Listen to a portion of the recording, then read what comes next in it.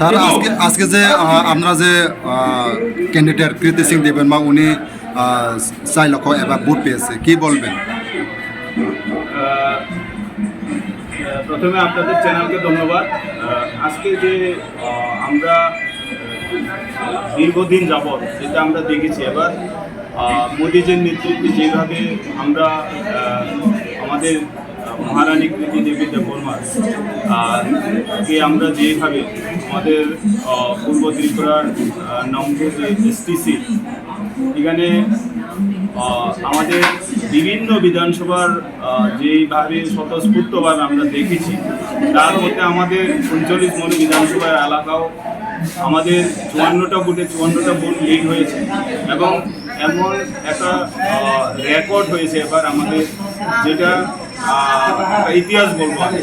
তো একমাত্র আমাদের একদিকে মোদিজির যে কার্যকলাপ, অন্যদিকে আমাদের ডক্টর প্রফেসর মানিক শাহ যে নেতৃত্বে এবং আমাদের যে প্রার্থী কৃতি দেবী দেববর্মার যে আমাদের প্রয়াস, যেটা আমরা দেখেছি ওনার যে যখন আমাদের নমিনেশন পাওয়ার পর থেকে যেভাবে প্রত্যেক এলাকা, আমাদের এলাকাও আমাদের জনগণের সঙ্গে, গণদেবতাদের সঙ্গে যেভাবে একটা সম্পর্ক উনি কিছু সময়ের মধ্যে গড়ে তুলেছে, এটা একটা আমাদের আগামী দিনে আমাদের কেন্দ্রীয় সরকার নেতৃত্বে উনি আমাদের এমপি তো হয়ে গেছে, ওনার নেতৃত্বে আমরা আগামী দিনে যেটা বিগত দিনের যেটা আমরা দেখেছি বিভিন্ন সময়ের মধ্যে, সেটাকেও একটা ইতিহাস করতে আমি মনে করি যত, যার কারণে আমাদের রাজ্যের সাথে আমাদের মনোবিধানসভার এলাকাও জাতি জনজাতিদের মধ্যে একটা রাজ পরিবারের প্রতি একটা আনুগত্য ছিল এবং রাজ পরিবারের প্রতি একটা আবেগ ছিল।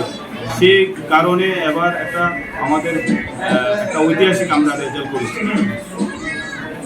যে তিনি সিপিএম আর কংগ্রেস ওনারা যে জয়লাভ করতে পারছে, কেন তারা জয়লাভ করতে পারছে কি বলবেন?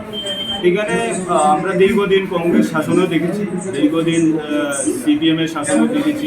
আমরা যখন নির্বাচন যখন চলে, তখন আমাদের বিভিন্ন খুন সন্ত্রাস থেকে শুরু করে বিভিন্ন সাধারণ জনগণের উপরে হামলা হুজুতি নির্বাচনে জেতার পরে, এবং এইভাবে আমরা অনেক দিন দেখেছি, যার কারণে আমাদের 2018 সরকার পরিবর্তন হওয়ার পরে আপনারা দেখেছেন একটা রাজনৈতিক ঘটনা হয়নি আমাদের এলাকায়। আপনারা নিশ্চয়ই বিভিন্ন সময় আপনারা যখন সিপিএম আমল, কংগ্রেসের আমলের সময় এখানে অনেক প্রকাশ্য মনুবাদেরও অনেক কংগ্রেস কর্মী প্রকাশ্য দিনের বেলা খুন হয়েছে, এবং সিপিএম আমলেও আমরা কংগ্রেস যখন কংগ্রেসের আমল ছিল তখন এইভাবে অনেকটা খুন হয়েছে। তো দুইটা রাজনৈতিক দল খুন সন্ত্রাস ওদের সময়কার এখানে হয়েছে, যার কারণে 2018 পরিবর্তনের সঙ্গে সঙ্গে ভারতীয় জনতা পার্টি যে এক কথায় একটা রাজনৈতিক খুনও হয়। পরবর্তী সময় আপনারা দেখেছেন 2023 আবার আমরা সরকার এসেছি, সরকার আসার পরে আপনারা দেখেছেন এই এলাকায় আমি বিধায়ক হওয়ার পরে আমরা একটা কথা বলেছি যে কোনো গণ্ডগোল আমরা চাই না, শান্তি সম্প্রীতি বজায় রেখে সবাই আমাদের এই এলাকায় জনগণের যেটা গণদেবতারা আশীর্বাদ করেছেন ভারতীয় জনতা পার্টি দলকে, সেটাকে সম্মান জানিয়ে আমাদের মধ্যে ঐক্য সম্প্রতি আমরা যাতে সবাই মিলে আমরা যাতে ডেভেলপমেন্ট উন্নয়ন যাতে আমরা করতে পারি, সেটা আমরা বর্তমানে আমরা প্রয়াস করেছি। যেটা আমাদের কৃতি দেবী দেববর্মা মহোদয়াও আমি আশা করি আগামী দিনের এই কাজটা করবে, যাতে আমাদের এলাকায় যাতে আরও বেশি বেশি ডেভেলপমেন্ট উন্নয়ন হবে বলে আমি আশা করি। স্যার আপনারা যে 3টা পার্টি যে অ্যালায়েন্স পার্টনার কৃতি সিং দেববর্মা, উনি ত্রিপুরা সাহা বা নন ত্রিপুরা সাহা তাদের জন্য দিল্লি পার্লামেন্টে কতটুকু আওয়াজ তুলবে বলে আপনার আশাবাদী আছে? আমি আশাবাদী। আজকে আপনারা জানেন আমাদের প্রার্থী এবং আমাদের বর্তমানে এমপি বলবো আমি, উনি জয় হয়েছেন।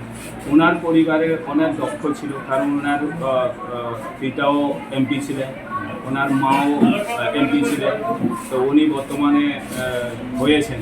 তো আশা করি ওদের একটা অভিজ্ঞতা ছিল আমাদের দিল্লির এমপি হওয়ার পরে আমাদের এই রাজ্যকে আমাদের কী করা প্রয়োজন, কীভাবে ডেভেলপমেন্ট করা, সেইটা একটা অভিজ্ঞতা আমি ওনাদের পরিবারের মাধ্যমে আমি আশা করি যাতে আগামীতে একটা ভালো এখানে উন্নয়ন হবে আমাদের। যে আমাদের বিভিন্ন আমরা 3টা রাজনৈতিক দল জোট করে লড়াই করেছি, সেটা আগামী দিন আমি আশা করি ভালো একটা আমাদের উন্নয়নের ক্ষেত্রে একটা নতুন ইতিহাস হবে বলে আমি মনে করি। স্যার, আমরা বিভিন্ন সোশ্যাল মিডিয়াতে দেখতেছি যে বিভিন্ন বিরোধী দলের নেতারা ওনারা বলছে যে উনি তো একজন রাজপরিবারের মেয়ে, আর উনি বহি রাজ্য থেকে এসে ত্রিপুরাতে উনি আজকে ক্যান্ডিডেট রয়েছে। উনি ত্রিপুরাবাসীর জন্য কী কাজ করবে, এইভাবে বিভিন্ন ধরনের ওনারা আওয়াজ তুলতেছে, কী বলবেন তারপর? এটা একটা অপপ্রচার। আমরা সবাই এটা আপনারা দেখেছেন, উনি আমাদের রাজপরিবারের রাজকন্যা।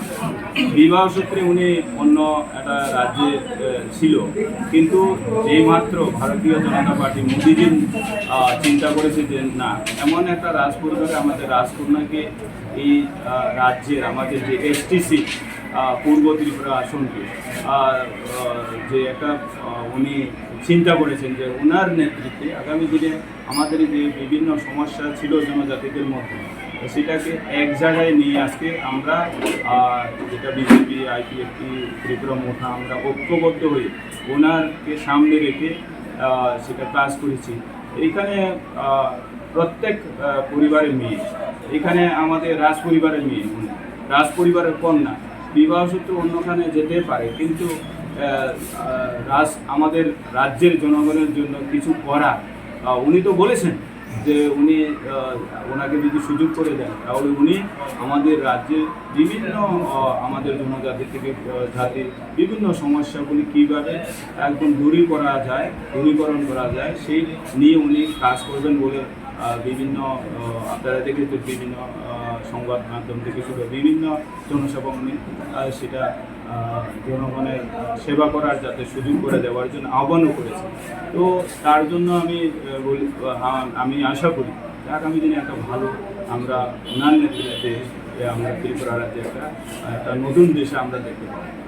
স্যার, আপনি 39 মন কেন্দ্রে আপনি যে একজন বিডিও, আপনি বিডিও হিসাবে ত্রিপুরা জনগণদের নিয়ে আপনি আপনার যে ক্যান্ডিডেট কৃতি সিং দেববর্মা, ওনার কাছে কি দাবি থাকবে আপনার জনগণ? আমি আশা করি আগামী দিনে আমাদের এই এলাকার জন্য এখনো পর্যন্ত বিগত যারা কংগ্রেস কথায় কথায় বলে 30 বছর, সিপিএমও 35 বছর শাসন করে গেছে। তো ওরা তো উন্নয়ন নামে শুধু যেটা শাসনের নামে যেটা ওরা মানুষের শোষণ করেছে, তো ওই জায়গা থেকে আমরা 2018 পরে সেটা বেরিয়ে আসতে পেরেছি বর্তমানে ওনার নেতৃত্বে। এবং আমিও আপনারা নিশ্চয় 2023-এর আমাদের সরকার নতুন হওয়ার এমএলএ হওয়ার পর চেষ্টা করেছি বিভিন্ন এলাকায় আমাদের সমতল এলাকা যেভাবে ডেভেলপমেন্ট, সেইভাবে আমাদের জনজাতি এলাকায় দুর্গম এলাকাকে কীভাবে বিভিন্ন রাস্তাঘাট, পানীয় জল থেকে শুরু করে সেচের ব্যবস্থা থেকে শুরু করে সব কিছু যে একটা কাজ করার আমরা উদ্যোগ নিয়েছি। এবং বিভিন্ন এলাকায় রাস্তাঘাট যেভাবে সুন্দরভাবে মেরামত হচ্ছে, নতুন কাজ সেন্সার হয়েছে এইভাবে। এবং আমাদের বর্তমানে উনি এমপি হয়েছেন, ওনার থেকেও আমি আশা করব এই এলাকার জন্য নিশ্চয়ই আমাদের জন্য চিন্তা। ত্রিপুরাতে শান্তি শৃঙ্খলা বজায় রাখার জন্য কি বার্তা থাকবে আমার পার্টি তরফ থেকে? শান্তি সম্প্রীতির ব্যাপারে আমি আগে বলেছি, আবারও বলব, যেখানে আমি আজকে কাউন্টিং করেছি নিজে, কাউন্টিং থেকে বের হয়ে আসার পর আমি সিপিএম যারা দলের ছিল, তারা কাউন্টিং এজেন্টরাও ছিল, তাদেরকে বলেছেন আপনাদের কোনো চিন্তা করার প্রয়োজন নেই, আমরা আছি, সবাই এই এলাকায় আমরা থাকতে হবে। আমরাও চাই গত দিনগুলি যেভাবে সুন্দর করে আমরা গত বিধানসভা 2023-এ আমরা সবাই মিলে গণদেবতার আশীর্বাদে আমি এমএলএ হয়েছি, যাতে আপনারা কোনো চিন্তা করবেন না, সবাই আপনারা নিশ্চিন্তে আপনাদের বাড়িতে যান, কোনো কিছু হবে না। আমি চাই সবাই মিলে এই এলাকায় আমরা সবাই একসঙ্গে থাকতে হবে, যার কারণে এখানে যেটা বিগত দিনে যা হয়েছে সেটা আমরা পুনরাবৃত্তি হতে হবে, সেটা আমি চেষ্টা করছি, আগামী দিনে চেষ্টা থাকবে। এখনও বর্তমানে আমাদের দলের থেকে নির্দেশ এসেছে যাতে কোনো অপ্রীতি ঘটনা যাতে না হয়, সেটা দলের তরফ থেকে আমাদেরকে নির্দেশ দিয়েছে, যার কারণে আমাদের এখানে শান্তি সম্প্রীতি তো আছে, থাকবেই যায়। ধন্যবাদ স্যার।